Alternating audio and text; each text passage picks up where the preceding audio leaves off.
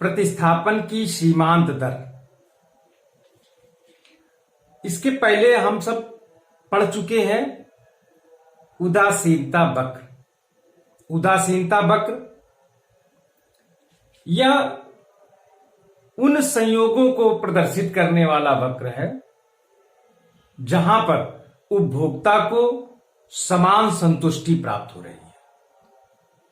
प्रतिस्थापन की सीमांत दर क्या है और प्रतिस्थापन की सीमांत दर का क्या महत्व है और प्रतिस्थापन की सीमांत दर क्यों घटती है, क्या कारण है।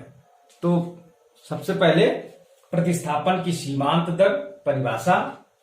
प्रतिस्थापन की सीमांत दर मार्जिनल रेट ऑफ सब्स्टिट्यूशन क्या है, यह बताती है कि जब किसी उपभोक्ता के पास उपभोग के लिए दो वस्तुएं हैं, एक उपभोक्ता है जो दो वस्तुओं का उपभोग कर रहा है और दो वस्तुओं का उपभोग कर रहा है, तो उस दोनों वस्तुओं के इस प्रकार के संयोग हैं जिससे प्रत्येक संयोग से उसको समान संतुष्टि मिल रही है। ये हम उदासीनता वक्र विश्लेषण में पढ़ चुके हैं। तब वह एक वस्तु के स्थान पर किस दर से दूसरी वस्तु का प्रतिस्थापन करता है। तो प्रतिस्थापन की सीमांत दर यह बताती है कि जब उपभोक्ता के पास उपभोग के लिए दो वस्तुएं हैं और दो वस्तुओं के वो उन संयोगों का उपभोग कर रहा है जिससे प्रत्येक संयोग से उसको समान संतुष्टि मिल रही है। अब जब समान संतुष्टि मिल रही है तो उपभोक्ता यदि एक दूसरी वस्तु का प्रतिस्थापन कर रहा है, प्रायः जिन वस्तुओं के हमारे पास कमी होती है तो उसकी अधिक मात्रा हम चाहते हैं, तो इस कारण से हम वस्तुओं का प्रतिस्थापन करते हैं। तो मार्जिनल रेट ऑफ सब्स्टिट्यूशन क्या बताता है कि एक वस्तु का प्रतिस्थापन हम दूसरी वस्तु की मात्रा किस मात्रा में करेंगे। एक अगली परिभाषा है कि वस्तु x, उपभोग के लिए दो वस्तुएं हैं x और y, वस्तु x की वस्तु y के लिए प्रतिस्थापन की सीमांत दर। मार्जिनल रेट ऑफ सब्स्टिट्यूशन किसके लिए, x के लिए। x वस्तु x की वस्तु y के लिए प्रतिस्थापन की सीमांत दर वस्तु y की वह मात्रा है जिसको वस्तु x की अतिरिक्त इकाई, उपभोक्ता x की जो कम मात्रा है उसके पास, उसकी अतिरिक्त इकाई प्राप्त करना चाहता है। x की अतिरिक्त इकाई प्राप्त करने के लिए उपभोक्ता त्याग करने को तत्पर है ताकि संतुष्टि का स्तर स्थिर रहे। उदासीनता वक्र विश्लेषण में उपभोग के जितने भी संयोग होते हैं उससे उपभोक्ता को समान संतुष्टि प्राप्त होती है। तो इसमें फिर जो इसका सूत्र बनता है marginal rate of substitution X Y, कौन सी वस्तु, एक्स और वाई, तो ये ऋणात्मक minus delta Y upon delta X. अब इसको प्रतिस्थापन की सीमांत दर को एक अनधिमान सूची या उदासीनता अनुसूची के द्वारा हम देखेंगे, स्पष्ट करेंगे कि उपभोक्ता दो वस्तु x वस्तु और y वस्तु का उपभोग कर रहा है और उसके ये संयोग बने हुए हैं ABCD, चार ये संयोग हैं और इन संयोगों से सभी जितने भी संयोग हैं समान संतुष्टि प्राप्त हो रही है, चाहे वो एक x वस्तु की एक इकाई और वस्तु y की 12 इकाइयां, b वस्तु की 2 और y वस्तु की 8 इकाइयां, c संयोग में 3 x वस्तु की इकाइयां और 5 वस्तु y की इकाइयां और d में वस्तु x की 4 और वस्तु y की 3 इकाइयां। वास्तव में होता क्या है कि हमारे पास अर्थशास्त्र का जन्म ही दो समस्याओं के लिए हुआ। एक समस्या क्या है कि पहला क्या है कि आवश्यकताएं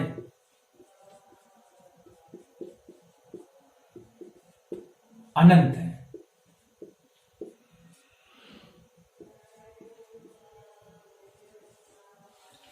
आवश्यकताएं अनंत हैं और आवश्यकताओं की एक विशेषता यह भी है कि इनकी तीव्रता में अंतर होता है।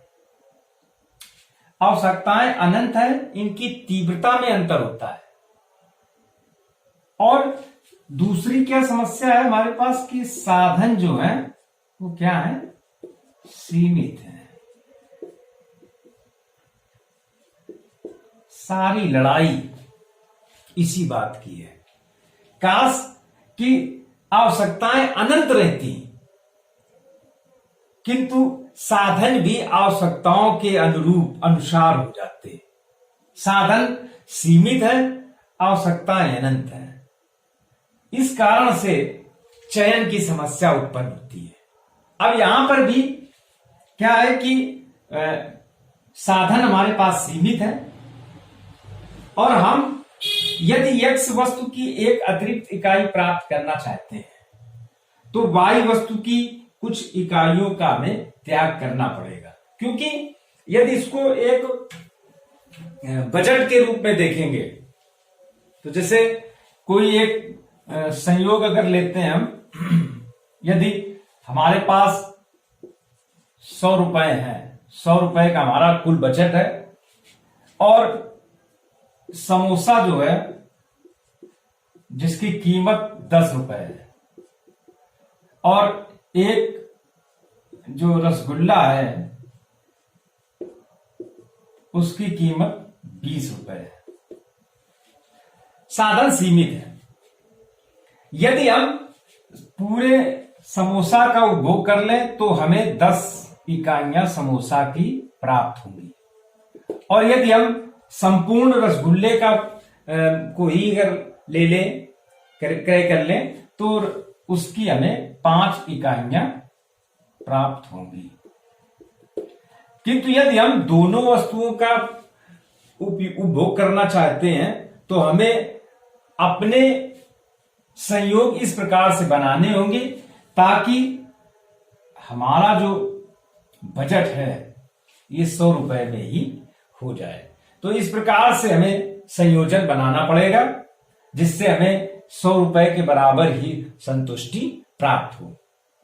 तो इसमें देखें, अब इसमें करेंगे क्या हम कि पहला यदि हम संयोग ले लें तो अगर हम एक समोसा लेना चाहते हैं और यदि एक समोसा लेते हैं तो 1.10 प्लस, अब हमारे पास बचे कितने, 90 रुपए। तो रसगुल्ला जो है वो 20 रुपए का है तो उसकी कितनी इकाइयां हो जाएंगी हमारे पास, 20 चौको 80।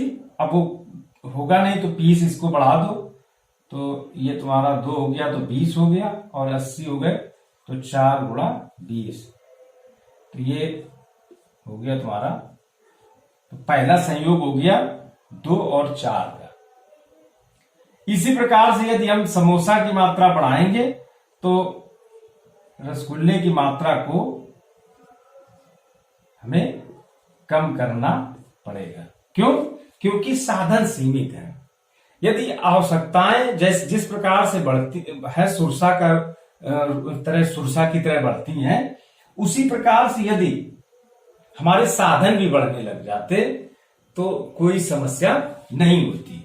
तो इसमें देखते हैं कि जो ये सूत्र है प्रतिस्थापन की सीमांत दर x वस्तु के लिए y वस्तु की, तो डेल्टा y अर्थात y में कितना परिवर्तन हो रहा है और x में कितने परिवर्तन हो रहा है इसका अनुपात। तो इसमें पहला जो संयोग होगा, अब दूसरे में देखते हैं, x वस्तु की 1 मात्रा बढ़ गई और इसकी 4 मात्रा कम हो गई, तो ये हो गया 4:1। इसी प्रकार से अगले संयोग में क्या हुआ, इसका प्रतिस्थापन तो फिर एक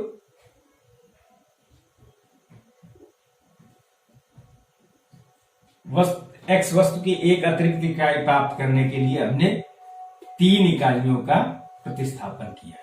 इसी प्रकार से अगले में, तो इसमें भी हमने एक अतिरिक्त इकाई का उपभोग करने के लिए 2 इकाइयों का त्याग किया। अब इसमें एक विशेष बात है। वो क्या विशेष बात है कि जो प्रतिस्थापन की सीमांत दर है ये घट रही है, मगर ये कम, इसमें लगातार जो है वायु वस्तु की कम मात्रा का परित्याग किया जा रहा है। यहां पे पहली 4 इकाइयों का परित्याग किया गया, अगले में 3 इकाइयों का, और उसके बाद 2 इकाइयों का परित्याग किया गया। तो इसका कारण क्या है? तो इसका पहला कारण क्या है, इसको हम थोड़ा पीछे जाएं। सीमांत उपयोगिता ह्रास नियम, पहला एक कारण क्या है, ये घटने का कारण क्या है? एमआरएस जो घटती है, घटने का क्या कारण है? घटने का कारण क्या है? तो पहला कारण है कि सीमांत उपयोगिता ह्रास नियम। सीमांत उपयोगिता ह्रास नियम क्या कहता है कि जैसे जैसे किसी वस्तु की, जो जिस वस्तु का हम उपभोग कर रहे हैं उसकी एक से अधिक इकाइयां हमारे पास अतिरिक्त आती जाती हैं, तो उससे प्राप्त होने वाली उपयोगिता घटती जाती है। अब इसमें इस तालिका में देखें, तो इस तालिका में किस वस्तु की इकाइयां बढ़ रही हैं? तो एक्स वस्तु की इकाइयां जो हैं लगातार बढ़ रही हैं, और घट किस वस्तु की रही है? वायु वस्तु की इकाइयां जो है लगातार घट रही हैं। तो एक्स वस्तु की इकाइयां बढ़ रही हैं, तो उसकी सीमांत उपयोगिता क्या हो जाएगी? कम हो जाएगी। इसकी एक्स वस्तु की, क्यों? एक से अधिक इकाइयां हमारे पास आ रही हैं। अगली वाई में क्या स्थिति हो रही है कि वाई की इकाइयां हमसे कम हो रही हैं, घट रही हैं। तो वाई की सीमांत उपयोगिता जो है वो बढ़ रही है। तो इस वजह से हम वायु वस्तु की कम इकाइयां देना चाहेंगे। एक कारण तो ये हो गया। दूसरा कारण क्या है कि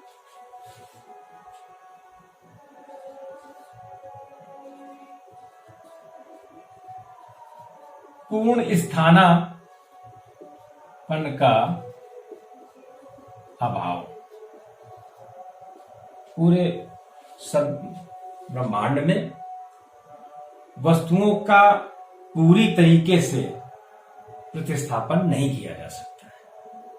उनमें कुछ मात्रात्मक या कुछ किसी प्रकार का कुछ अंतर होता है, कार्य प्रकृति उसकी अंतर, कुछ भी अंतर होता है, पूर्ण स्थानापन्न नहीं पाए जाते हैं। तो पूर्ण स्थानापन्न, अब जैसे दूध है, तो दूध में अमूल का दूध हो गया, और तुम्हारा नमस्ते इंडिया हो गया,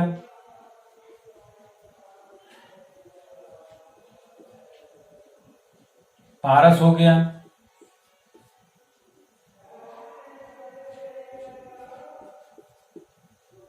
इन तीनों दूधों में अंतर है।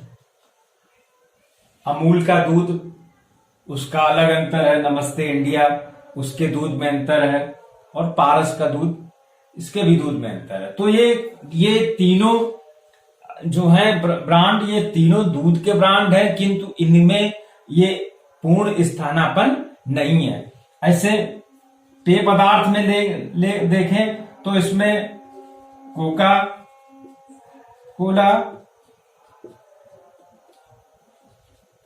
थम्स अप, पेप्सी, ब्लैक वाली है ये जो ब्लैक कलर की है, इन तीनों है एक ही, ये पेय पदार्थ हैं, कोल्ड ड्रिंक है, ये दूध है, किंतु तीनों के स्वाद में अंतर है। यदि दाम में एक समानता है तो स्वाद में अंतर है। तो क्या है? पूर्ण स्थानापन्न का अभाव है। तीसरा क्या है कि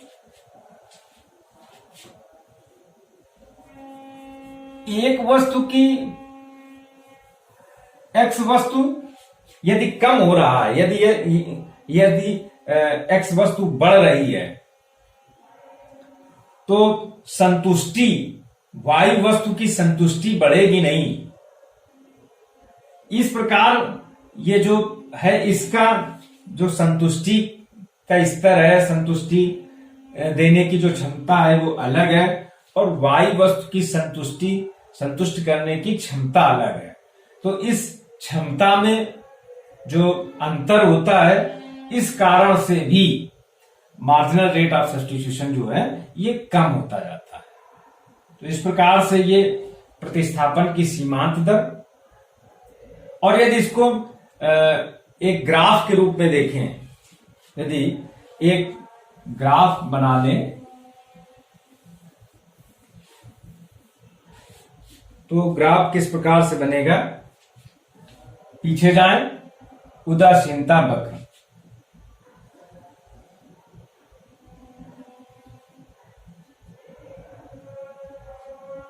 एक्स अक्ष, वाई अक्ष, और ये ओरिजिन मूल। यहां पे वस्तु एक्स की मात्रा, वस्तु वाई की मात्रा। अब उदासीनता वक्र, वह वक्र जहां पे उपभोक्ता को संतुष्टि के समान संतुष्टि प्राप्त होती है।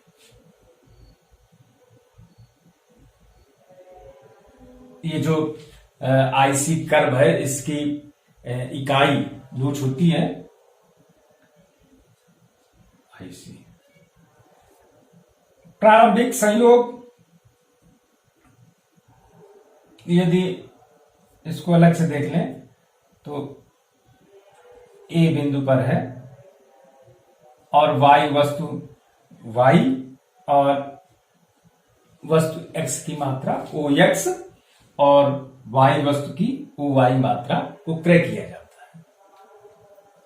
अब इसके बाद यदि हम एक्स वस्तु की एक अतिरिक्त इकाई प्राप्त करना चाहते हैं, तो मान लो कि इतनी इकाई जो है हम प्राप्त करना चाहते हैं, तो ये हो गया x1। अब इसको यदि इसमें देखेंगे,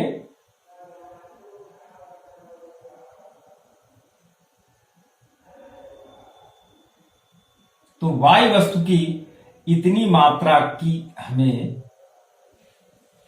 कमी करनी पड़ेगी। अब इसको अगर उसमें देख लें, कर्व में ये जो, तो इसमें एक स्पर्श रेखा खींचेंगे, और स्पर्श रेखा ये टेंजेंट कहलाएगी, टेन थीटा बनेगा, और इसका मूल माप होता है लंब बटे आधार। तो ये जो लंब है ए बी और ये सी, लंब बटे आधार, तो M R S X Y is equal to minus A B बटे बी सी।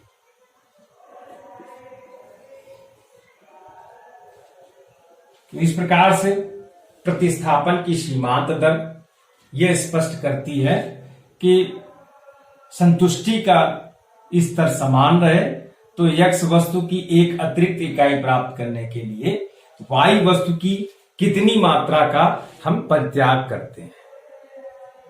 उदासीनता वक्र विश्लेषण में प्रतिस्थापन की सीमांत दर का जो विचार है, ये क्रमवाचक विचार के साथ साथ गणनावाचक विचार भी इसमें शामिल हो जाता है।